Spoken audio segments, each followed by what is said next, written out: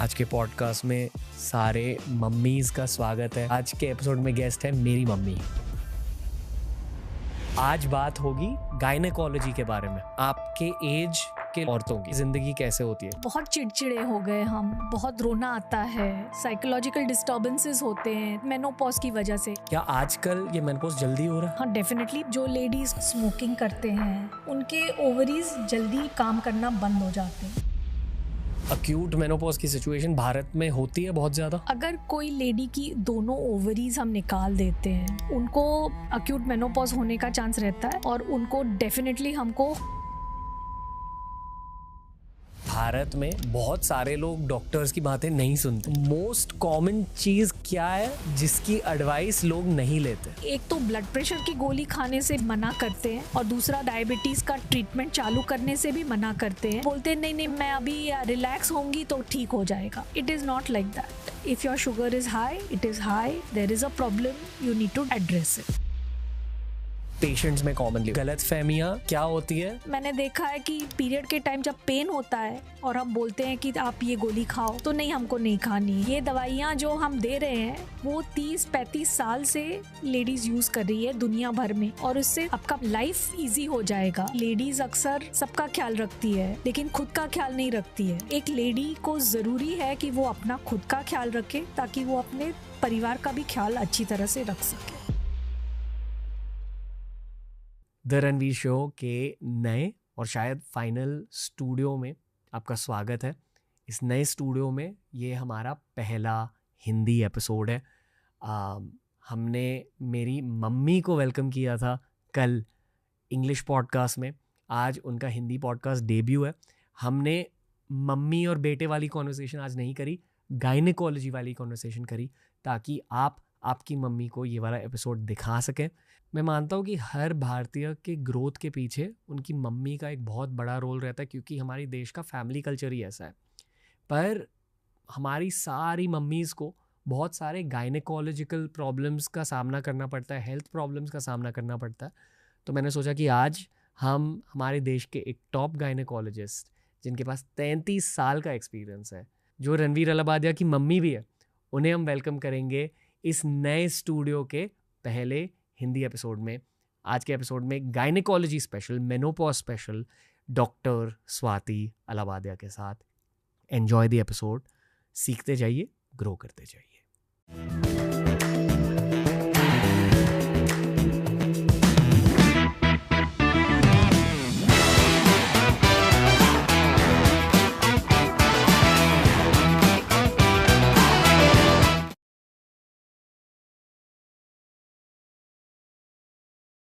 आज के पॉडकास्ट में सारे मम्मीज़ का स्वागत है।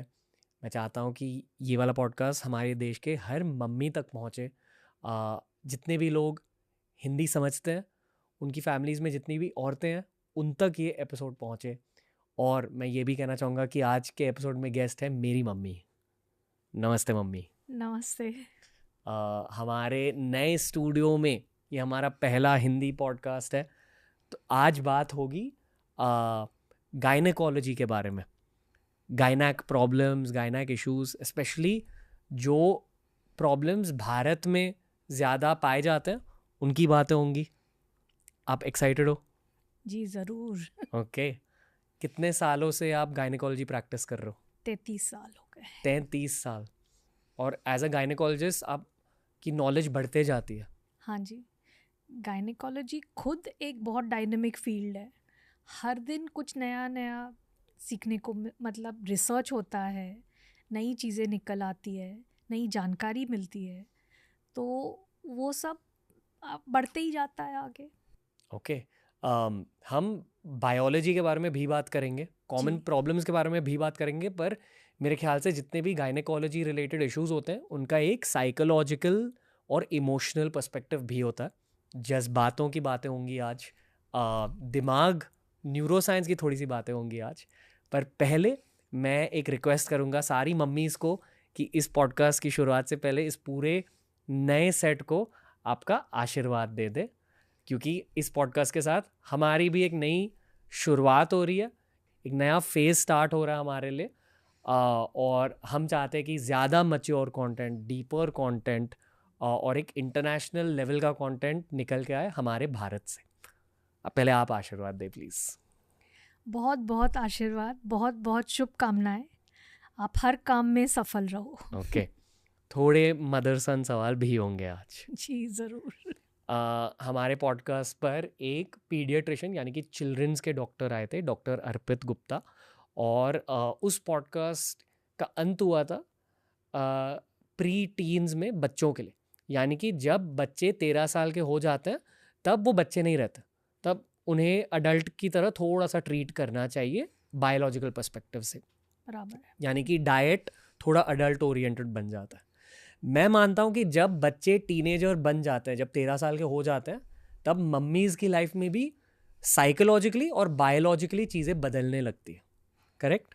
एक औरत की ज़िंदगी उसके जन्म के पहले शुरू हो जाती है। जो जब भी वो अपनी मम्मी के पेट में थी तब से उसका आगे का फ्यूचर निश्चित होता है। तो जो बच्ची होती है तब क्या खाती है, क्या पीती है, उसके ऊपर भी उसका फ्यूचर निर्भर होता है। टीनेजर के प्रॉब्लम्स अलग होते हैं, शादीशुदा औरत के अलग, मेनोपॉज हो जाता है, पीरियड्स बंद हो जाते हैं तो प्रॉब्लम्स अलग होते हैं, और बहुत उम्र की लेडीज़ जो होती है उनके अलग होते हैं। तो एक गायनेकोलॉजिस्ट का काम जन्म से पहले शुरू हो जाता है और जन्म के एंड तक रहता है। ओके मैंने पहले सोचा था कि हम इस पूरे टाइमलाइन को ब्रेक डाउन करेंगे, फिर पता चला कि प्रेगनेंसी, PCOS, पीरियड्स ये खुद से टॉपिक्स हैं, तो इन्हें आप एक पॉडकास्ट में नहीं समझा सकते, इसलिए आज हम फोकस करेंगे मम्मीज़ पर। जी। Are you comfortable sharing your age? Yes. आपकी खुद की उम्र क्या है? 59। तो अगले साल आप 60 साल के हो जाओगे। जी। आप नानी बन चुके हो, हाँ जी। लाइफ के प्रायोरिटीज़ बदल रहे हैं। जी। बदल रहे हैं? हाँ जी। Okay what's up in life? आपकी ज़िंदगी कैसी है अब, और आपके एज के लोगों की ज़िंदगी कैसे होती है, स्पेशली औरतों की? अबाउट 45 इयर्स की उम्र जब होती है लेडीज़ की, तो उनमें चेंजेस चालू हो जाते हैं। जो हम मेनोपॉज बोलते हैं कि पीरियड्स बंद हो जाना, वो एक दिन का काम नहीं होता, 7.5 साल तक वो चालू रहता है, 7.5-8 साल तक। पहले 2 साल ऐसे होता है कि जो बीज कोश होते हैं, ओवरीज, वो अंडे कम हो जाते हैं उनमें। अंडे कम होने की वजह से जो स्टिमुलेटिंग हार्मोन्स होते हैं, ओवरीज को स्टिमुलेट करने वाले हार्मोन्स होते हैं FSH और LH, वो ज़्यादा प्रमाण में बढ़ जाते हैं। तो जब फॉलिकल स्टिमुलेटिंग हार्मोन, लुटेनाइजिंग हार्मोन, ये 2 हार्मोन्स बढ़ जाते हैं तो ज़्यादा अंडे बनने लगते हैं ओवरीज में। और जो लेडी के पीरियड्स महीने भर के बाद आते थे, उनके पीरियड्स जल्दी जल्दी आना शुरू हो जाते हैं। ये आप मेनोपॉज के पास कह रहे हो? पहले मेनोपॉज के 7 साल पहले ये सब होना शुरू हो जाता है। रफली तो उम्र क्या होती है लोगों की? In the early 40s। Usually menopause की एज 50 to 55 मानी जाती है, लेकिन कुछ लेडीज़ में प्री मैच्योर मेनोपॉज हो जाता है, तो 35 to 55 तक हो सकता है। 35 तक? हाँ, 35 से लेके 55 तक, but commonly the age counted is 50। क्या आजकल ये मेनोपॉज जल्दी हो रहा है? मेनोपॉज तो जल्दी नहीं हो रहा है, लेकिन ऐसा है कि जो लेडीज़ को कोई इन्फेक्शन है या स्मोकिंग करते हैं तो उनके ओवरीज जल्दी काम करना बंद हो जाते हैं, तो उनका हाँ डेफिनेटली प्री मैच्योर मेनोपॉज होता है, और ये फैमिलीज़ में रन करता है। जेनेटिक है? जेनेटिक भी होता है। तो अगर हम लेडी की मेनोपॉज की एज प्रेडिक्ट करना चाहते हैं तो हम पूछते हैं कि क्या आपको पता है कि आपकी मम्मी या बड़ी बहन को कभी मेनोपॉज आया, तो अंदाजे से उनकी बेटी का भी उसी उम्र के आसपास होता पर है। ये एक औरत को पता रहना चाहिए कि मम्मी का मेनोपॉज कब शुरू हुआ? पता रहने से कुछ फ़र्क नहीं पड़ता, लेकिन लेडीज़ डर जाती है कि क्या ये मेनोपॉज आ गया, मुझे अभी हार्मोन्स कम हो जाएंगे, अभी मैं बूढ़ी हो जाऊंगी। तो हमेशा लेडीज़ की ये या क्वेश्चन रहता है ये कि क्या ये मेरा मेनोपॉज आ गया है। जब भी पीरियड्स में कोई अदला बदली हो जाती है तो लेडीज़ डर जाती है। तो उनके लिए एक मैं ये बोलती हूँ कि ये आप पता करें कि आपकी मम्मी या बड़ी बहन का मेनोपॉज कभी हुआ। दूसरा प्रॉब्लम तो हम फेस करते हैं कि आजकल बहुत लेडीज़ की हिस्टेरेक्टमी हो जाती है। क्या होती है हिस्टेरेक्टमी? यूट्रस जो बच्चेदानी की थैली होती है वो निकाल देते हैं। अगर फाइब्रॉइड्स है, अगर बहुत ब्लीडिंग है, अगर कोई और प्रॉब्लम है तो बच्चेदानी की थैली निकाल दी जाती है। तो उनको मालूम ही नहीं है कि कभी मेनोपॉज आया। मेनोपॉज मतलब कभी उनके ओवरीज काम करना, मतलब अंडे बनाना और अंडे फूटना बंद हो जाए। थोड़ी स्टूपिड क्वेश्चन है, पर हिस्टेरेक्टमी के बाद भी पीरियड्स आते हैं? हिस्टेरेक्टमी के बाद पीरियड नहीं आते हैं अनलेस इट इज़ अ सब टोटल हिस्टेरेक्टमी। मतलब एक यूट्रस का एक हिस्सा निकाला जाता है। हाँ, तो जब मेन हिस्सा निकाला जाता है लेकिन थोड़ा पार्ट अगर यूट्रस का नीचे का पार्ट रह गया तो उसमें से कभी कभी ब्लीडिंग होती रहती है। सर्विक्स, यूट्रस का जो मुंह होता है वो, और उसके साथ थोड़ा यूट्रस का लोअर पार्ट रह जाता है। तो हाँ, पीरियड्स आ सकते हैं हिस्टेरेक्टमी के बाद। लेकिन जब भी फुल यूट्रस निकाला जाता है तो पीरियड्स बिल्कुल बंद हो जाते हैं। लेकिन ओवरीज काम करना बंद नहीं होती है, वहाँ से अंडा फूटता ज़रूर है, वहाँ से हार्मोन्स भी जब ज़रूर बनते हैं। तो जो एकदम बुढ़ापा आ गया ऐसे कुछ प्रॉब्लम नहीं आता। ओके। तो इनिशियली पीरियड्स शॉर्ट हो जाते हैं, 22 दिन 24 दिन में पीरियड्स आने लगते हैं। नॉर्मल कितना होता है? नॉर्मली 28 दिन से 30 दिन तक में पीरियड आते हैं लेडीज़ के। लेकिन जब भी शॉर्ट साइकिल्स हो गए इसका मतलब थोड़ा उम्र के हिसाब से होता है। और ये आप कह रहे हो कि मेनोपॉज के 7 साल पहले स्टार्ट होता है? 6-7 साल पहले चालू हो जाता है, 2-3 साल ऐसे जाते हैं। उसके बाद फिर जब भी बहुत कम हो जाते हैं अंडे तो लेट हो जाते हैं पीरियड्स। एक आध अंडा फूटता है, कभी नहीं फूटता है। उसके बाद फिर बहुत रेयर होके फिर बंद हो जाते हैं पीरियड्स आना। जब भी अंडे बचते नहीं हैं ओवरीज में तो बंद हो जाता है पीरियड्स आना। तो प्रॉब्लम ये आता है कि लेडीज़ का खून कम हो जाता है क्योंकि बार बार ब्लीडिंग होती है। खून कम होने से इन्फेक्शंस होते हैं। फिर टाइम से लेडीज़ के यहाँ फाइब्रॉइड्स होते हैं। तो दूसरी सब चीज़ें देखनी चाहिए कि थायराइड है क्या, दूसरा कोई प्रॉब्लम है क्या, अंदर यूट्रस के अंदर गांठ है क्या जिसको हम पॉलिप बोलते हैं, जिसकी वजह से ज़्यादा ब्लीडिंग हो रहा है।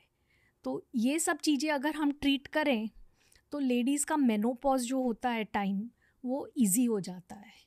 उनको ब्लीडिंग की प्रॉब्लम, ब्लीडिंग पीरियड के टाइम का पेन, ये सब नहीं होता। और जब भी नेचुरली आने वाला है मेनोपॉज तो आ जाता है। ओके, एक मिनट, थोड़ा सा पॉज करेंगे फिर आगे बढ़ेंगे बायोलॉजिकल डिस्कशन में। मैं पहले ये पूछना चाहूँगा कि एक स्त्री की असलियत क्या होती है बुढ़ापे से रिलेटेड? आपने कहा कि आपके पेशेंट्स कहते हैं कि वो बुढ़ापे से डरते हैं जब ये मेनोपॉज की शुरुआत होती है। तो साइकोलॉजिकली और इमोशनली ये समझाइए, और ये भी बताइए हमारे व्यूअर्स को, स्पेशली जो मम्मीज़ या जो थोड़े यंगर मम्मीज़ ये पॉडकास्ट देख रहे हैं, जो अभी डर रहे हैं ये सब सुन के, उन्हें आप क्या पहले कहना चाहोगे? यही कि सिर्फ ओवरीज फीमेल हार्मोन ईस्ट्रोजन बनाते हैं ऐसे नहीं है। थोड़ा सा ईस्ट्रोजन मेनोपॉज के बाद भी ओवरीज बनाते रहते हैं। एक और ग्लैंड है एड्रिनल ग्लैंड, वो भी ईस्ट्रोजन बनाता है। ईस्ट्रोजन क्या होता है? ईस्ट्रोजन होता है फीमेल हार्मोन जिसकी वजह से स्किन ठीक रहती है, बाल ठीक रहते हैं, अंदर की चमड़ी ज़रा मोटी रहती है तो झुर्रियाँ नहीं आती, हर्निया या प्रोलैप्स जो बोलते हैं वो सब होने का चांस कम रहता है। कोलेजन ठीक रहता है, तुम्हारा ब्लड प्रेशर ठीक रहता है। तो ये सब काम ईस्ट्रोजन करता है। बेसिकली आप ज़्यादा यंग दिखते हो। हाँ जी। ओके। तो और जो फैट टिश्यू होता है वो भी ईस्ट्रोजन बनाता है। सो थोड़ा बहुत ईस्ट्रोजन बॉडी में बनते रहता है, इवन आफ्टर मेनोपॉज वो बनते रहता है। उसके बाद there are things called phyto estrogens, plant estrogens. तो ये कुछ खाने पीने की चीज़ों में फाइटो ईस्ट्रोजन्स होते हैं, जैसे कि दालें, हर दाल, सोयाबीन, फिर ज़ीरा, इलायची, अदरक, सूरन। सो ये चीज़ों में पाए जाते हैं। आप पेशेंट्स को इन चीज़ों को हाँ, डाइट में मैं इंक्लूड करने को कहते हो? डेफिनेटली बोलती हूँ कि ये चीज़ें जितनी आप खा सको उतनी ज़रूर खाएं, सो दैट प्लांट ईस्ट्रोजन्स मिले आपको, फाइटो ईस्ट्रोजन्स मिले, जिसकी वजह से आपका oestrogen, it's like oestrogen replacement therapy, थोड़ा बहुत ईस्ट्रोजन होता है बॉडी में तो overall women feels young. Okay, और ये आप 33 साल के एक्सपीरियंस के बाद कह रहे हो? पढ़ने के बाद कह रहे हैं।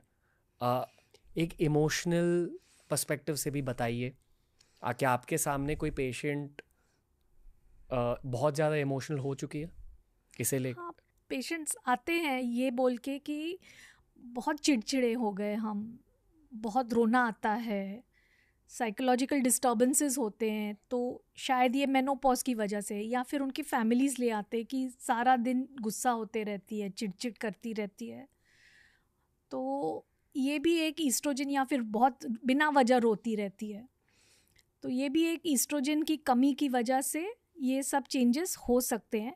लेकिन एक मेनोपॉज ऐसा टाइम है जब भी लेडी के बॉडी में भी चेंजेस हो रहे हैं और सोशल चेंजेस भी हो रहे हैं, आजू बाजू भी, मतलब बच्चे बड़े हो गए होते हैं, अपने काम में लगे गए हुए होते हैं, हस्बैंड अपने काम में बिज़ी रहते हैं, तो लेडी अकेली भी पड़ जाती है, तो शायद ज़्यादा सोचती होगी। लेडीज़ रिटायर होते हैं अपने काम से, तो शायद वो उनके पास टाइम ज़्यादा है सोचने को, तो सोशल चेंजेस भी होते हैं, लेकिन डेफिनेटली इमोशनल फैक्टर भी है।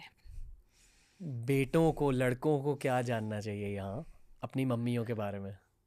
यही कि ये उम्र ज़रा नाजुक उम्र है, तो मम्मी अगर चिड़चिड़ करने लगी या फिर डिप्रेस हो गई या फिर, तो मतलब वो नेचुरल प्रोसेस है, और थोड़ा दूसरी चीज़ों की तरफ भी ध्यान देना चाहिए। मम्मी को डॉक्टर के पास ज़रूर ले जाएं, उनको दूसरी कोई डेफिशिएंसी है या नहीं, थायराइड है, डायबिटीज़ है, विटामिन डी डेफिशिएंसी है, ये सब डेफिशिएंसीज रूल आउट होनी चाहिए।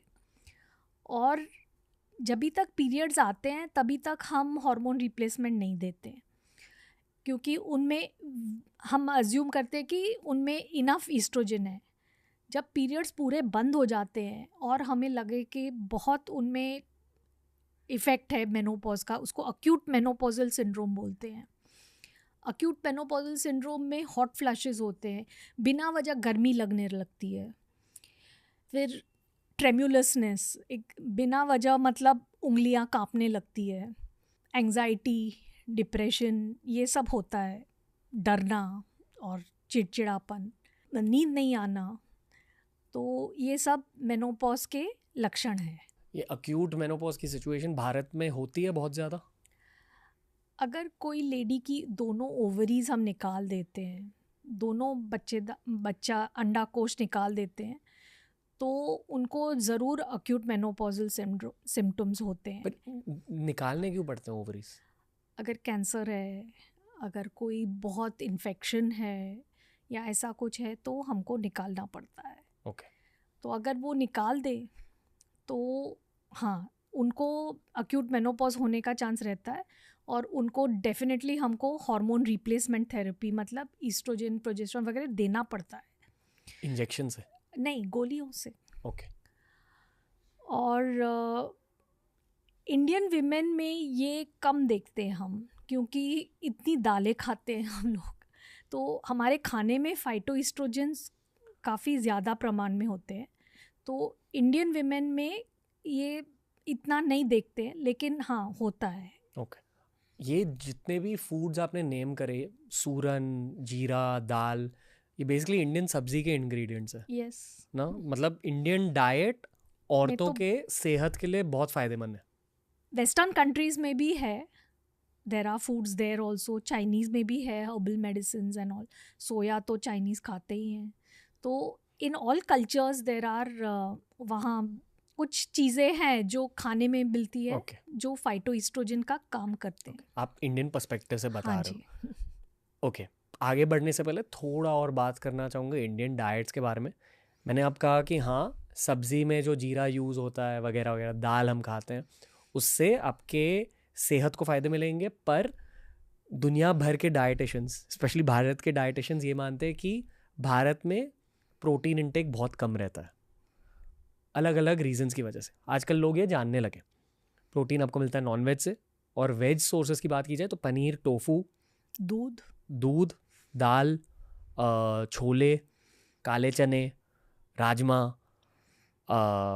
मीन्स लेंटिल्स जो बोलते हैं, हर तरह की दाल, आखी या छिलके वाली। बेसिक लॉजिक देखो, हम इस पॉडकास्ट में डाइट के बारे में ज़्यादा बात नहीं कर सकते। एक बहुत क्रेजी पॉडकास्ट हमने क्रिएट किया है सुमन अग्रवाल मैम के साथ, वो जाके देखिए। उस वेट लॉस के एस्पेक्ट भी कवर्ड है वहाँ पर। यहाँ अगर हम गायनेकोलॉजी की बात करें, और एक और बात मैं बोलना चाहूँगी कि मेनोपॉज के बाद कैल्शियम की भी ज़रूरत होती है, प्रोटीन की भी ज़रूरत होती है, कैल्शियम की भी ज़रूरत होती है, जो आपको दूध से मिलता है।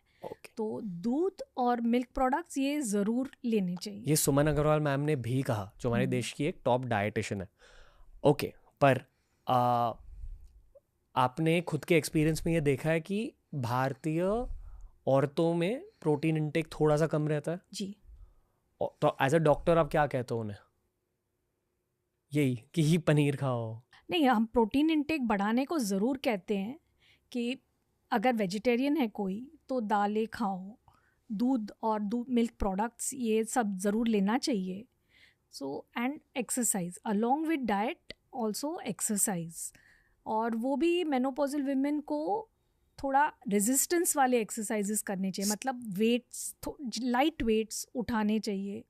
कोई भी एक्सरसाइज करते हो तो रेजिस्टेंस एक्सरसाइजेस करना ज़रूरी है, क्योंकि उससे मसल स्ट्रॉन्ग रहते हैं। यानी कि रेजिस्टेंस ट्रेनिंग जिससे ताकत बढ़े। हाँ, मसल स्ट्रॉन्ग रहते हैं तो हड्डियों, जॉइंट्स में तकलीफ नहीं आती।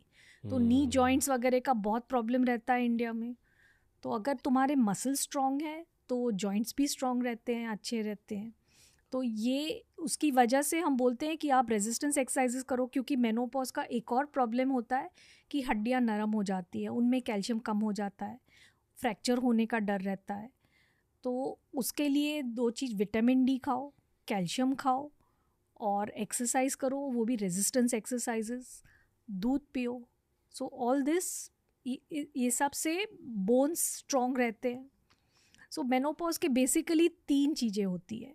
एक तो आपको बोन हेल्थ को देखना है, दूसरा तो आपको स्किन और एपिथेलियम, मतलब जो लाइनिंग है आपके बाउल का लाइनिंग, आपके फीमेल पार्ट्स के लाइनिंग, यूरिन ब्लैडर का लाइनिंग, ये सब लाइनिंग थिन हो जाता है। तो उसको थिक रखने के लिए थोड़ा ईस्ट्रोजन ज़रूरी होता है, तो उसके लिए भी हम हार्मोन रिप्लेसमेंट थेरेपी देते हैं। कितनी औरतों को करना पड़ता है हार्मोन रिप्लेसमेंट थेरेपी? 60 साल के बाद, 70 साल के बाद तो वो काफ़ी औरतों को ज़रूरी होता है। और तीसरी चीज़, कैंसर्स का देखना पड़ता है। You have to do preventive measures और डिटेक्ट कैंसर अर्ली। तो अर्ली डिटेक्शन ऑफ कैंसर में हम बोलते हैं कि सेल्फ ब्रेस्ट एग्जामिनेशन करना चाहिए एवरी मंथ वुमन को। अगर आपकी फैमिली में कैंसर का हिस्ट्री है, मतलब मम्मी, मासी, बुआ, इन सबको ब्रेस्ट कैंसर, या कुछ मेल रिलेटिव्स को कोई बाउल का कैंसर हुआ है, तो आपको मैमोग्राम 40 इयर्स की एज में करा लेना चाहिए। अगर कैंसर कोई किसी को नहीं है, ऐसे क्लोज रिलेटिव को कैंसर नहीं है, तो 50 साल की उम्र में एक मैमोग्राम, बेसलाइन मैमोग्राम करना चाहिए।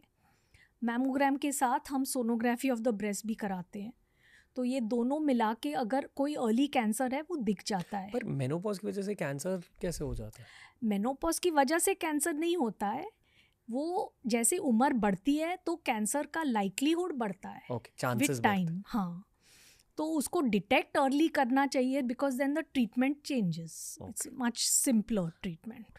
ये जो भी आपने कहा कि टेस्ट होते हैं जो हर स्त्री खुद पे ही कर सकती है, वो टेस्ट? मैमोग्राम तो रेडियोलॉजिस्ट के पास होता है। उसके बाद सेल्फ ब्रेस्ट एग्ज़ाम तो लेडी को खुद करना चाहिए। शीशे के सामने खड़ा रह के हाथ ऊपर करो और देखो कि किधर भी स्किन ऐसा पिंच्ड हो या नारंगी की जो स्किन होती है उसके जैसा, उसको हम पोद ऑरेंज स्किन बोलते हैं, सब चिटकी हुई स्किन लगती है, या फिर निप्पल से कोई डिस्चार्ज है या निप्पल टेढ़ी मेढ़ी हो गई है, तो ज़रूर डॉक्टर के पास जाएं और चेकअप कराएं। उसके बाद उंगलियों के टिप से ऐसे फील करना चाहिए फुल ब्रेस्ट को, चने या वटाने जैसी गांठ है क्या, ऐसा कोई हार्ड गांठ लगी ब्रेस्ट में तो ब्रेस्ट टिश्यू, ब्रेस्ट ग्लैंड्स होते हैं, तो अगर कोई हार्ड गांठ ऐसी लगी तो भी डॉक्टर के पास जाए। और ब्रेस्ट के साथ बगल का भी टेस्ट करना चाहिए। बगल इज़ लाइक अ पिरामिड, उसके 4 वॉल्स होते हैं और एक एपेक्स। आर्मपिट तो front wall, side wall which is the arm, back wall and middle wall which is your chest, और फिर उसके टिप में वहाँ भी कोई गांठ लगी तो भी वो सिग्निफिकेंट है, तो उसकी जांच कराना ज़रूरी है। यहाँ मैं बोल दूँ कि 99% ऑफ विमेन को कुछ नहीं होता है, कैंसर नहीं होता है। गांठें अनेक तरह की होती है ब्रेस्ट में और 99% तो कैंसर नहीं होता है। सिर्फ वो 0.1% जो कुछ कैंसर है उसको जल्दी से डिटेक्ट किया जाए तो उसकी ट्रीटमेंट भी सिंपल होती है। तो आपका काम है कि डिटेक्ट जल्दी करना है। ओके। तो ये दूसरी बात, सेल्फ ब्रेस्ट एग्ज़ाम। तीसरी बात तो करनी चाहिए कि पैप्समियर। तो जब भी आपकी शादी होती है या सेक्सुअल लाइफ चालू होती है तो एक बेसलाइन पैप्समियर, जो सर्विक्स थैली का जो मुंह होता है उसके ऊपर जो अगर कैंसर है तो वो cancer check time to time होना चाहिए। हाँ, साल में एक बार। जब आप यंग होते हैं तो हाँ, साल में एक बार होना चाहिए। अगर कोई उसमें ख़राब सेल्स दिखे या कुछ सस्पिशियस स्मीयर तो ज़्यादा टेस्टिंग होनी चाहिए, या फिर कोई इन्फेक्शन हो तो उसकी ट्रीटमेंट करके 6 महीने में बाद हम बोलते हैं कि वापस कराओ। और जैसे उम्र बढ़ती है फिर पैप्समियर्स का इतना ऑफन टेस्ट करना ज़रूरी नहीं होता, 2-3 साल में एक दफ़ा किया तो इनफ होता है। और तीसरी बात तो है कि एक पेल्विक सोनोग्राफी, मतलब तुम्हारे नीचे के भाग के, पेट के नीचे के भाग का एक सोनोग्राफी साल में एक दफ़ा ज़रूर होना चाहिए। क्योंकि अगर यूट्रस का कैंसर बढ़ रहा है या ओवरीज़ का कैंसर बढ़ रहा है तो वो पता नहीं चलता है क्योंकि पीरियड्स बंद हो गए होते हैं। तो अगर वो बढ़ रहा है तो सोनोग्राफी पे तुरंत दिख जाता है। तो साल में एक दफ़ा सोनोग्राफी करना ज़रूरी है। सो ये कैंसर्स ऑफ विमेन हो गया। आई फील कि मर्दों की बॉडी बहुत बेसिक होती है, पर क्योंकि एक औरत की बॉडी से बच्चा निकल सकता है वो सिस्टम ही अलग होता है और उस सिस्टम का ख्याल रखना एक अलग स्किल सेट ही है। मेन को भी कैंसर्स हो सकते हैं, प्रोस्टेट के एंड ऑल, तो उनको भी चेकअप करना ज़रूरी है। हमें हर महीने पीरियड्स का सामना नहीं करना पड़ता। हाँ ठीक है। और फाइनल बात जो एक लेडी को करनी चाहिए उसको हम बोलते हैं केगल्स एक्सरसाइजेस। तो जो नीचे एक पेल्विस में एक ऐसा मसल होता है, एक टोप के जैसा, वो मसल, मतलब जब भी आप स्टूल पास करते हो, यूरिन पास करते हो, पेशाब करते हो, तो वो मसल कॉन्ट्रैक्ट करके वो काम में आता है। डिलीवरी के टाइम भी वही मसल काम में आता है। तो वो दोनों है, वॉलंटरी मसल भी है, अपने आप भी आप उसको कॉन्ट्रैक्ट कर सकते हो, एंड इनवॉलंटरी भी है। तो जब भी आप बैठे हो, टीवी देख रहे हो, गाड़ी में घूम रहे हो, सब्जी काट रहे हो, कोई ब्रेन का काम नहीं कर रहे हो, दिमाग का काम नहीं कर रहे हो, तो वो मसल को अंदर खींचे, मतलब टॉयलेट की जगह को अंदर खींच ले और 15 तक गिनो, फिर उसको रिलैक्स करो, फिर करो, फिर रिलैक्स करो। ये हम बोलते हैं प्रेगनेंसी में ही शुरू कर दो, और लाइफ लॉन्ग ये केगल्स एक्सरसाइजेस जितना तुमसे हो सके उतने करते रहो। ये both men and women should do, because this muscle, ये जो मसल है इसको लीवेटर एनाई मसल बोलते हैं। वो मसल टाइम के हिसाब से ढीला पड़ जाता है, और जब ढीला पड़ जाता है तो वो मसल ब्लैडर, यूरिन ब्लैडर जो होती है उसको होल्ड करता है। जब वो ढीला पड़ जाता है तो ब्लैडर थोड़ा नीचे गिरने लगता है। तो जब भी आप खांसते हो, छींकते हो या कुछ वजन उठाते हो तो थोड़ा यूरिन लीक हो जाता है ब्लैडर में से, ब्लैडर की नली में, यूरेथ्रा में, और फिर एकदम यूरिन पास करने का सेंसेशन आ जाता है। तो ये दोनों में होता है, मेन में भी होता है, विमेन में भी होता है। किस एज पे होता है? लेटर एज में होता है, 70s 80s। तो विमेन में ये यूरेथ्रा बहुत शॉर्ट होता है तो उनमें ये सब ज़्यादा दिखता है। इसको हम स्ट्रेस यूरिनरी इनकॉन्टिनेंस बोलते हैं। थोड़ा सा यूरिन लीक हो जाना या फिर बार बार यूरिन को जाना पड़ता है। तो ये केगल्स एक्सरसाइजेस करने से ये मसल स्ट्रॉन्ग रहता है और ये यूरिनरी इनकॉन्टिनेंस वगैरह नहीं होता। और एक बात जो होती है कि कोलेजन कम हो जाता है। कोलेजन कम होता है, कोलेजन वो तुम्हारा सपोर्टिंग टिश्यू है जो सब हर ऑर्गन को अपनी जगह पे रखता है। जैसे बिल्डिंग में ईंट होते हैं, हाँ, उसी तरह बिल्कुल वैसे, बिल्कुल स्किन टिश्यू में, ईंट बोन से ज़्यादा वो स्टील के जो स्ट्रक्चर्स होते हैं जो हर एक चीज़ को होल्ड अप करते हैं, वो कोलेजन। और वो अगर कम हो गया तो सब ढीलापन आ जाता है।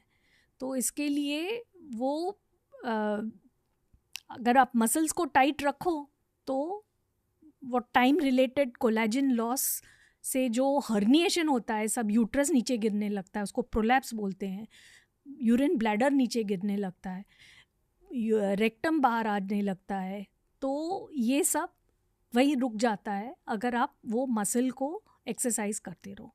तो हम केगल्स एक्सरसाइजेस भी ज़रूर बोलते हैं। हर किसी को करना चाहिए। ओके। और एक बात होती है प्रॉब्लम लेडीज़ की, वो जॉइंट्स की प्रॉब्लम होती है। जॉइंट्स की प्रॉब्लम जो होती है तो एज के हिसाब से एक्सरसाइजेस होनी चाहिए। आप बहुत ज़्यादा भाग दौड़ नहीं कर सकते, जिसको हम बोलते हैं high impact exercises. High impact exercises से जॉइंट जल्दी घिस जाते हैं। और आपकी फुटवेयर भी बराबर से होने चाहिए, आर्च होना चाहिए उसमें। उम्र से, वजन से फ्लैट फीट होने लगते हैं तो फीट के प्रॉब्लम्स चालू हो जाते हैं, घुटनों के प्रॉब्लम्स चालू हो जाते हैं।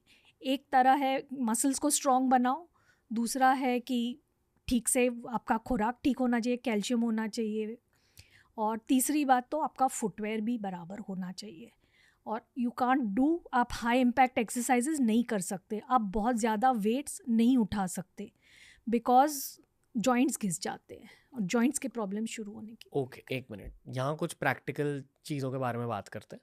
मुझे याद है जब मैंने मेरी पहली TEDx टॉक दी थी, तब उस टॉक का टॉपिक ये था कि मैंने मेरी मम्मी को जिम से कैसे इंट्रोड्यूस किया। हाँ। ये मुझे याद है वो फेज़, जब मैं शायद कॉलेज में था, मैं आपको जिम ऐसे खींच के लेके गया कि करो ये, और आपको नहीं करना था इनिशियली, फिर जब एक बार स्टार्ट किया तो कैसा लगा आपको? बहुत फ़र्क पड़ता है। एक्सरसाइजेस करने से थोड़ा कॉन्फिडेंस भी आता है, स्ट्रेंथ भी आता है, और जो आपका इधर उधर का दुखना होता है वो सब कम हो जाता है।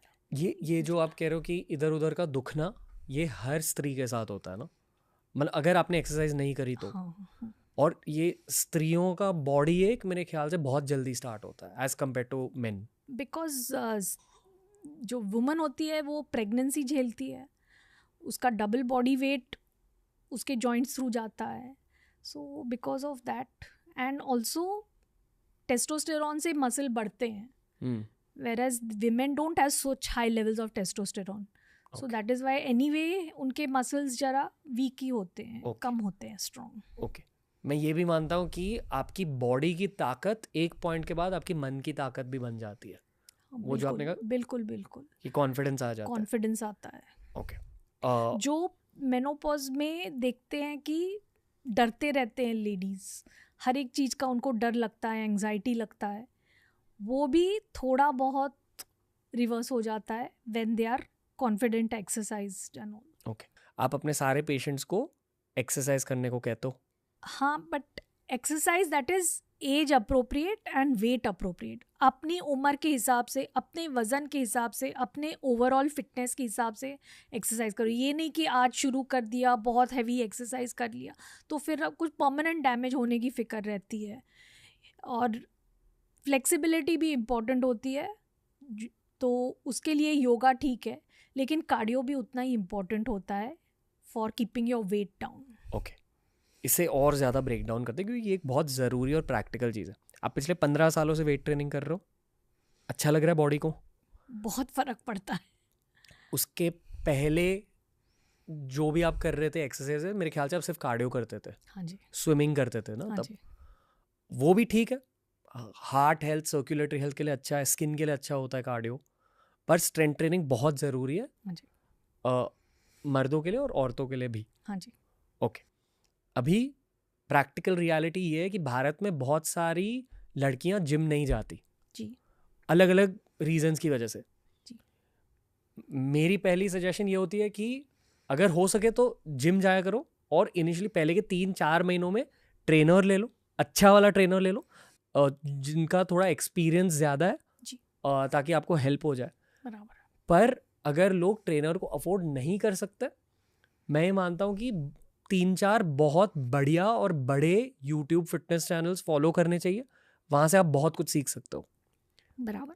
ओके, अगर कोई जिम भी नहीं जा सकता, वेट्स भी नहीं उठा सकता, मैं मानता हूँ कि फ्री बॉडी एक्सरसाइजेस घर पे ही करनी चाहिए एटलीस्ट। जी। ठीक है, पुशअप, हो सके तो पुल अप, एक्टिव रहना चाहिए, मतलब हिलते रहना चाहिए।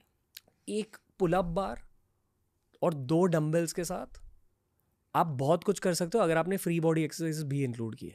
Bands also, elastic bands. Elastic bands. क्या भारत में बहुत सारी लड़कियां स्ट्रेंथ ट्रेनिंग को टेकअप कर रही है? मतलब आप अभी 33 साल से डॉक्टर हो। अभी शहरों में तो बहुत है, मुझे मालूम नहीं है कि स्मॉल टाउन्स या गांव में ऐसा हो, लेकिन जो गांव की लेडीज़ है वो वैसे भी घर के काम में बहुत एक्सरसाइज पा लेती है। उनका तो वैसे रोज़ का काम में, रोज़मर्रा की ज़िंदगी में ही उनकी बहुत एक्सरसाइज हो जाती है। अगर कोई खेती भी करने जा रहा है तो वो भी एक्सरसाइज होती है। इवन झाड़ू लगाया, कटका लगाया, उसमें भी पोछा लगाया उसमें भी तो एक्सरसाइज हो जाती है। फिर ऊपर से कोई डब्बा निकाला, हर एक चीज में एक्सरसाइज होती है। बेसिकली बॉडी को एक्टिव रखना है। हाँ जी। ओल्ड एज तक, हाँ जी। बुढ़ापे तक जी। और उससे हार्मोनल फायदे भी मिलेंगे, ताकत के फायदे भी मिलेंगे। ताकत के फायदे मिले, जॉइंट्स के फायदे मिलते हैं। ओके, थोड़ा सा और बात करेंगे। फ्लेक्सिबिलिटी ऑटोमेटिकली उम्र के साथ कम होते जाती है। स्ट्रेचिंग करना, योगा करना, मोबिलिटी एक्सरसाइजेस करना बहुत ज़रूरी है। बिल्कुल। मैंने एक चीज़ हाल ही में सीखी है, ये मेरे फिजियोथेरेपिस्ट से मैंने सीखा है। पहले तो मैं मानता हूँ कि अगर आप अफोर्ड कर सकते हो, साल में 3-4 बार मिनिमम आपको एक अच्छे फिजियोथेरेपिस्ट के पास जाने की बहुत ज़रूरत होती है आज के ज़माने में। पोस्चर के करेक्शन के लिए, थोड़े बहुत मूवमेंट के करेक्शन के लिए, और बस रेगुलर चेकअप्स के लिए। बहुत सारे लोग फिजियोथेरेपिस्ट को अफोर्ड नहीं कर सकते। उनके लिए अगेन पोस्चरल करेक्शन वीडियोस देखो यूट्यूब पर। और एक की चीज़ मैंने सीखी है खुद के फिजियोथेरेपिस्ट से कि कोर स्ट्रेंथ बहुत ज़रूरी होती है। मतलब यहाँ आपके दिल के रीजन से थोड़ा नीचे, रिब्स के अंदर, और यहाँ तक ऑलमोस्ट आपके थाइस तक, इसे आपका कोर कहते हैं। और स्पोर्ट्स में मेनली आपका कोर यूज़ होता है, पर रोज़मर्रा की ज़िंदगी में भी अगर आपका कोर ताकतवर है तो आपके इंजरीज कम हो जाते हैं। मिनिमम तो कोर स्ट्रेंथ डेवलप करनी चाहिए, और इसके लिए आपको इक्विपमेंट नहीं चाहिए, आप घर पे भी रह के कर सकते हो। फास्टेस्ट सोल्यूशन ये है कि योगा ज़्यादा करो। योगा में ये सारी चीज़ें कवर हो जाती है। थोड़ी बहुत स्ट्रेंथ ट्रेनिंग भी हो सकती है योगा के through. Yoga combined with free body training से बहुत कुछ हो सकता है जी। और कुछ कहना चाहोगे एक्सरसाइज को लेकर? नहीं, बस यही ठीक है। कार्डियो के लिए अक्सर औरतें क्या करती है? Running, swimming, cycling, walking. Running तो एक उम्र के बाद तो फिर हाई इम्पैक्ट एक्सरसाइजेस हो गया, जॉइंट्स की हमको फिक्र रहती है थोड़ी, तो वॉकिंग इज़ गुड, लेकिन शूज़ बराबर होने चाहिए, शूज़ में आर्च होनी चाहिए, वेल फिटेड होने चाहिए। और हम बोलते हैं कि थोड़ी सी अगर धूप में चल सको तो बेटर है। तो विटामिन डी निर्माण होता है चमड़ी में, और विटामिन डी इम्पॉर्टेंट होता है कैल्शियम को आंतड़े से एब्जॉर्ब करने के लिए। कैल्शियम अगर एब्जॉर्ब हुआ तो हड्डियाँ मजबूत रहती है। तो इसके लिए थोड़ा सा धूप में, कच्ची धूप में चलो। ओके। मैं एक और बात बताना चाहूँगी कि बैलेंस के एक्सरसाइजेस करने चाहिए। ओल्डर पीपल को उनका बैलेंस छूट जाता है और इसकी वजह से गिरते हैं तो फ्रैक्चर हो जाता है। तो इसके लिए अपना बैलेंस अच्छा रखने के लिए स्पेशल एक्सरसाइजेस होते हैं, जैसे एक पाँव पे खड़े रहना या पाँव आगे पीछे घुमाना, एक पाँव को आगे करके आगे पीछे घुमाना।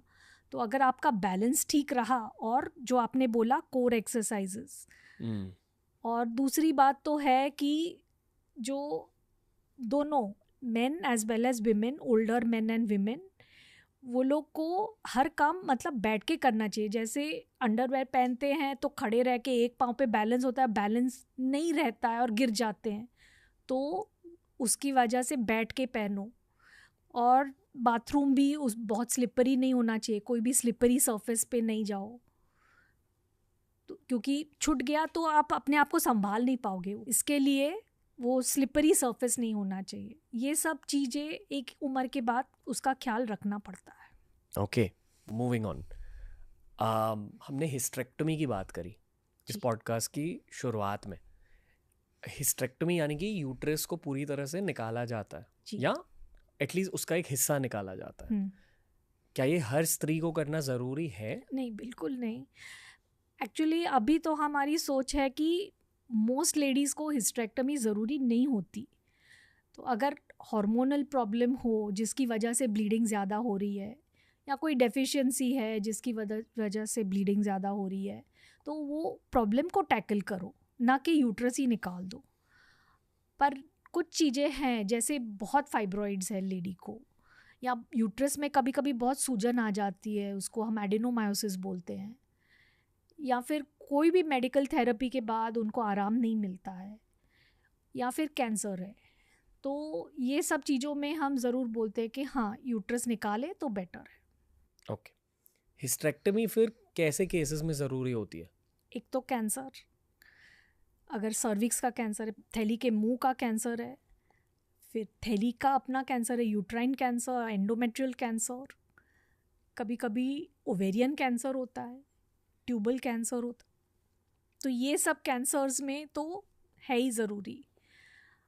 अगर मल्टीपल फाइब्रॉइड्स, बहुत सारे फाइब्रॉइड्स हैं, मैंने खुद ने मतलब एक लेडी से 17 फाइब्रॉइड्स निकाले हैं। जो यंगर लेडीज़ है जिनको बच्चा चाहिए, उनकी हम बच्चेदानी की थैली निकालते नहीं है, हिस्टेरेक्टोमी नहीं कर देते, उनको हम मायोमेक्टमी करते हैं, मतलब फाइब्रॉइड्स निकाल देते हैं। लेकिन जिनका मतलब है बच्चे हैं, उनको और बच्चे नहीं चाहिए, उनकी उम्र हो गई है, तो फिर वो यूट्रस रख के कोई फ़ायदा होने वाला है नहीं। तो इसके लिए फिर हम बोलते हैं, अगर बहुत सारे फाइब्रॉइड्स है, या पहले वो तुम्हारा ऑपरेशन हो चुका है फाइब्रॉइड्स का और फिर से आ गए, तो हम बोलते हैं कि भाई अभी निकाल दो। या फिर कोई लेडीज़ होते हैं जिनको कोई ब्लड का प्रॉब्लम है और बार बार उनको बहुत ज़्यादा ब्लीडिंग होती है, तो उनको भी बोलते हैं कि अगर बच्चे हो गए हैं, यूट्रस की ज़रूरत नहीं है, तो निकाल दो। ब्लीडिंग डिसऑर्डर्स, यानी पीरियड्स के दौरान they have coagulation disorders, okay, because of which they bleed a lot during their periods. मतलब खून लिक्विड ही रह जाता है, सॉलिड नहीं बनता। हाँ, so then we tell them that it is better that they undergo a hysterectomy. There is एक है एडिनोमायोसिस, जिसमें यूट्रस का जो मसल है वो बहुत सूज गया होता है, और जो अंदर की लाइनिंग होती है यूट्रस की, वो यूट्रस के मसल में चला गया होता है। उसकी वजह से बहुत पेन होता है पीरियड के टाइम, रिलेशंस रखने के टाइम भी बहुत पेन होता है। तो ऐसे में भी हम बोलते हैं कि better you remove once child bearing is over. ये कितने लोगों में होता है? भारत में 6% लोगों को, कुछ स्टडीज़ में ज़्यादा, लेकिन 6 से 10% तक आप मान सकते हो। ओके, पर भारत में है कॉमन? हाँ, बहुत ज़्यादा नहीं, बहुत ज़्यादा नहीं बोल सकते, लेकिन मैं तो IVF इनफर्टिलिटी की डॉक्टर हूँ, तो इनफर्टिलिटी में ज़्यादा हम देखते हैं, एंडोमेट्रियोसिस, एडेनोमायोसिस, ये हम ज़्यादा देखते हैं।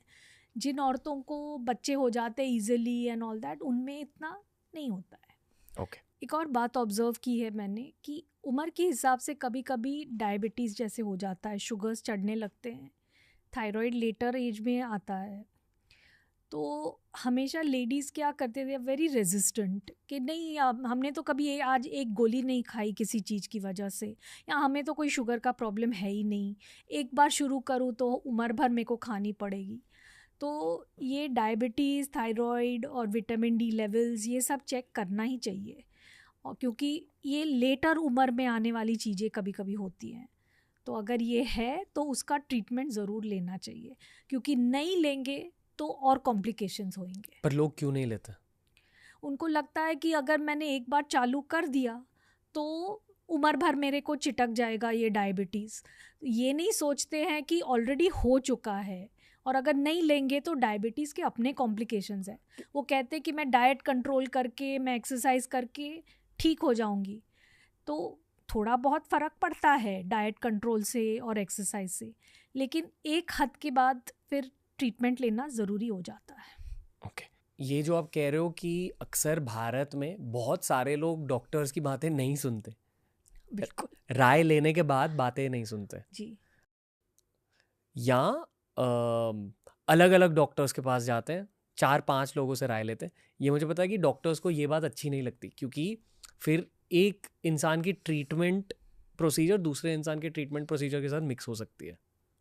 जी करेक्ट। गायनेकोलॉजी प्रॉब्लम्स और मेनोपॉज को ध्यान में रखा जाए तो मोस्ट कॉमन चीज़ क्या है जिसकी एडवाइस लोग नहीं लेते आपके एक्सपीरियंस के थ्रू? यूजुअली जब भी एक लेडी डॉक्टर के पास जाती है कोई प्रॉब्लम लेके, तो वो एक तो ऐसे ही डॉक्टर के पास जाएगी जिससे पहले वो गई है, जिसके ऊपर उसको फेथ है, और फिर वो जो डॉक्टर बोलते हैं वो यूजुअली तो करते हैं। ओके। अगर कोई नया डॉक्टर हो या कुछ तो वो मना करते हैं। लेकिन मैंने देखा है कि एक तो ब्लड प्रेशर की गोली खाने से बहुत मतलब लेडीज़ मना करते हैं, और दूसरा तो डायबिटीज़ का ट्रीटमेंट चालू करने से भी मना करते हैं। ब्लड प्रेशर का गोली बोलते हैं नहीं नहीं मैं बहुत स्ट्रेस में थी तो मेरा ब्लड प्रेशर चढ़ गया और मैं अभी रिलैक्स होंगी तो ठीक हो जाएगा। और डायबिटीज़ का भी वही बोलते हैं, मैं थोड़ा ज़्यादा शुगर हो गया, गणपति थे या दिवाली थी तो ज़्यादा मिठाई खा ली, अभी ठीक हो जाएगा। तो it is not like that. If your sugar is high, it is high, there is a problem, you need to address it. So ये मैंने 2 चीज़ें देखी है जहाँ लेडीज़ फॉलो नहीं करती हमारा एडवाइस। यंगर एज में मैंने देखा है कि पीरियड के टाइम जब पेन होता है और हम बोलते हैं कि आप ये गोली खाओ, तो नहीं हमको नहीं खानी, हमको मतलब ये गोलियों से हम खाते ही नहीं हैं, हम तो बस होम्योपैथी लेंगे, ऐसे भी होते हैं पेशेंट्स। तो आप क्या कहते हो फिर? तो मैंने बोलते आप होम्योपैथी लो, लेकिन उससे फ़र्क नहीं पड़ा तो मेरी दवाई भी ले लो। ओके। मतलब ये दवाइयाँ जो हम दे रहे हैं वो 30-35 साल से लेडीज़ यूज़ कर रही है दुनिया भर में, और उससे साइड इफ़ेक्ट्स कम होते हैं, लेकिन आपका मतलब आपका लाइफ इजी हो जाएगा। और एक और गलत फहमी है लेडीज़ की कि जो मेंस्ट्रुअल ब्लड है वो गंदा ब्लड है, वो निकल गया तो हमारा वज़न कम रहेगा और हम तंदुरुस्त रहेंगे, लेकिन वो भी नॉर्मल ब्लड है।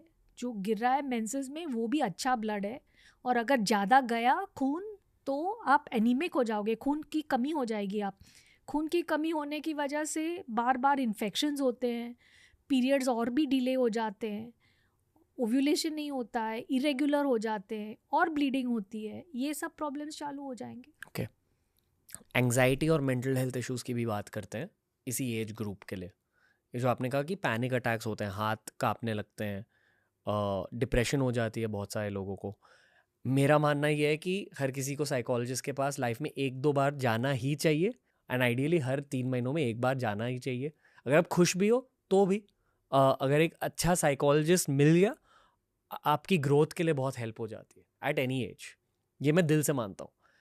तो इसके अलावा क्या आपके एक्सपीरियंस के थ्रू आपने क्या सीखा है? अगर बहुत सीरियस है ये कंडीशन, मतलब बहुत ज़्यादा एंग्जाइटी अटैक्स होते हैं या बहुत ज़्यादा डिप्रेशन या बहुत इमोशनल मतलब बहुत चिड़चिड़ी है, तो हम ज़रूर हार्मोन रिप्लेसमेंट थेरेपी देते हैं।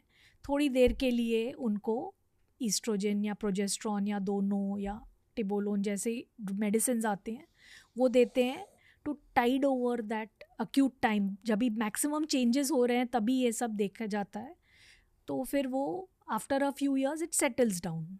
तो वो एक्यूट फेज़ में भी कभी कभी हमको देना पड़ता है, बट मेनली मैंने देखा है कि hormone replacement therapy very aged ladies को देना पड़ता है, जिनके बहुत कम हो गया है, उनका यूरिन ब्लैडर की चमड़ी बहुत पतली हो गई है, उनकी वजाइना की चमड़ी भी बहुत पतली हो गई है, बार बार उनको यूरिन इन्फेक्शन होता है, बार बार वजाइनल इन्फेक्शन होता है, एक ठीक करो तो दूसरा चालू हो जाता है, दूसरा ठीक करो तो एक चालू हो जाता है। तो उनको हमको हार्मोन रिप्लेसमेंट थेरेपी दे के उसकी चमड़ी को मोटा करना पड़ता है। ये कितनी महंगी होती है ये थेरेपी? ये नहीं कुछ नहीं, it's not so costly. Cream आती है, नहीं तो गोली आती है. It's not costly. एंड वो भी हम इनिशियल फेज में ज़रा ज़्यादा देते हैं. जब भी चमड़ी बन जाती है फिर just maintenance therapy is enough. हर महीने थोड़ी दवाई लेनी पड़ती है डेली या हफ्ते में 2 या 3 बार. जेल्स भी आते हैं जो सिर्फ ऊपर से लगाना होता है. So there are various ways of giving hormone replacement therapy and little is required to. इसको हम जेनाइटो यूरिनरी सिंड्रोम बोलते हैं कि यूरिन का इन्फेक्शन होना, वजाइना के इन्फेक्शंस होना बार बार. तो वो थोड़ा देते हैं तो patients feel much better. Okay. रफली 500 रुपये से कम खर्चा है एक महीने का इसमें? अंदाजे से अराउंड 500 रुपया महीना तक का खर्चा होता है. ओके. और वो इनिशियल फेज में? वही इनिशियल फेज में 500, उसके बाद कम. उसके बाद कम. ओके. अफोर्डेबल ट्रीटमेंट है जी. जितनी भारतीय औरतें एक्चुअली एक हाई क्वालिटी गायनेक को अफोर्ड नहीं कर सकती, उनके लिए कुछ जनरल एडवाइस है? देखो, मैं टीनेजर्स की बात नहीं कर रहा हूँ, प्रेगनेंसी की बात नहीं कर रहा हूँ, यहाँ middle age and old age की बातें कर रहा हूँ. यही जो मैंने बोला कि सेल्फ प्रेस्ड एग्ज़ाम, मैमोग्राम. वो तो मैमोग्राम तो अभी गवर्नमेंट हॉस्पिटल्स में भी हो जाता है. 50 साल की उम्र में आप कराएं और हर 3 या 4 साल के बाद कराएं. अगर कोई प्रॉब्लम फाइंड हुआ कि कोई उधर गांठ है या कुछ ब्रेस्ट में, तो हर साल बोलते हैं हम. उसके बाद पेप्समियर कराएं. फिर साल में एक दफ़ा सोनोग्राफी, जो हर गवर्नमेंट हॉस्पिटल में भी सोनोग्राफी मशीन होते हैं. तो एक रूटीन चेकअप जैसा बनाना ही चाहिए. ये फ्री में सब कुछ हो जाता है भारत में? गवर्नमेंट हॉस्पिटल्स में होता है ऑलमोस्ट फ्री. आपके घर के पास एक गवर्नमेंट हॉस्पिटल ढूंढना चाहिए. वेटिंग लाइन लंबी होती है इसकी? हाँ जी, होती है, लेकिन फिर भी कराना चाहिए, ज़रूरी है ये. ओके. साल में एक बार एटलीस्ट? हाँ जी. ओके. और दूसरी बात तो है कि आपका खुराक ठीक होना चाहिए. फिर सप्लीमेंट, विटामिन का, कैल्शियम का गोली ज़रूर खाना चाहिए. वो भी कम कॉस्ट में गवर्नमेंट हॉस्पिटल्स में मिल जाता है. तो कैल्शियम का गोली और विटामिन्स का गोली ज़रूर खाएं.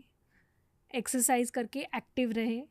और ब्लड टेस्ट भी साल में एक दफ़ा कराना चाहिए. शुगर है क्या, खून कमी है क्या, ये सब चीज़ों का पता होना चाहिए. थायराइड का लेवल, ये सब साल में एक दफ़ा तो करना चाहिए. ओके. आई थिंक हम पॉडकास्ट के अंत तक पहुंच चुके हैं. क्या ये एक ज़रूरी कॉन्वर्सेशन थी?